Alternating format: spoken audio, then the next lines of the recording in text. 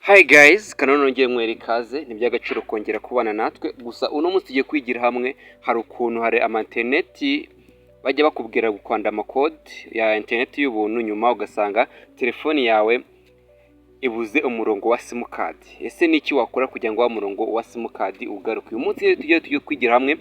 Niba uri mushya ndagusabye kanda subscribe, like ndetse na comment. Niba ufite ikindi kibazo ujye utwandikira muri comment. Ikindi babwira ati mujye mwirinda ibintu byose mupfuye kubona bababwira cyangwa amakode bababwira, kuko hari igihe ukanda kode ugasanga iyo kode ukanze bagufungiye simukadi cyangwa bakazajya bakoresha bakwiba ibintu biri kuri telefone yawe. Rero niba waruze umwanya wa simukadi, tujye kuri hamwe uburyo bubiri wakoresha kugira ngo ugarure umwanya wa simukadi. Ndagusabye ibintu bifite birangize kugira ngo udacikwa n'ibyiza kuko biri imbere. Guys, urabona ko muri telefone yanjye harimo umwanya umwe kandi harimo simukadi ebyiri ku mwanya umwe warifunze kubera ibintu nakoze cyangwa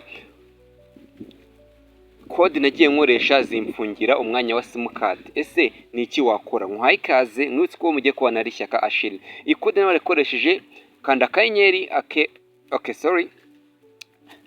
kanda akanyenyeri akego kane gatandatu gatatu gatandatu akanyenyeri gutya urwego akanyenyeri urwego nkuko ubona mbikanze. Urangiza utegereza no kuzafunguka ahantu hameze gutya, uzahita ukandaho gutya, nurangiza uzasanga bimeze gutya. Guys, nawe warakoresha bino bintu birebe, ndetse buno buryo n'ubukoresha bukanga ukoresha uburyo bwa kabiri ndaza kukubwira kumera zino video kugira ngo nawe ubashe kwifungura umwanya wawe waboroswe cyangwa umwanya wawe wafunzwe mu buryo utazi na bitewe n'amakode ugenda ukanda.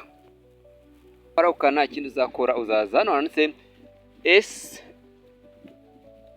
SDCDC maze uhakande uhafungure gutyo wagire on. Numara kwagira on gutya, urabona ko utegerezeho gato nkwereke nawe ujye ukora bino bintu ubona ndi gukora kuri ekara guys, kugira ngo ibintu byawe bizacemo neza cyangwa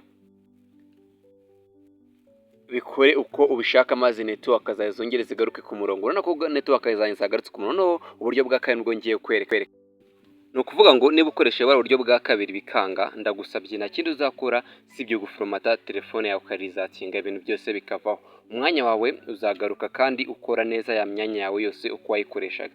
None nkwibutsa ko uzajya wirinda amakode yose birirwa bakubwira guys, kuko ushobora amakode ukoresha ugasanga usa nkaho utanze permission muri telefone yawe bakajya baguhakinga. Rero ibintu bya mbere ujye ubanza utekereze ku kintu cyose ugiye gukora mbere yuko ugikora muri telefone yawe, ugikora ubushakashatsi pana guhita upfa kwinjira kuri ikintu cyose ubonye ngo nuko ukibonye kuri channel runaka ngo reka upfe kukinjirira. Ndagushimiye twabanye duhura ubutaha. Yari Shyaka Achille, bye bye.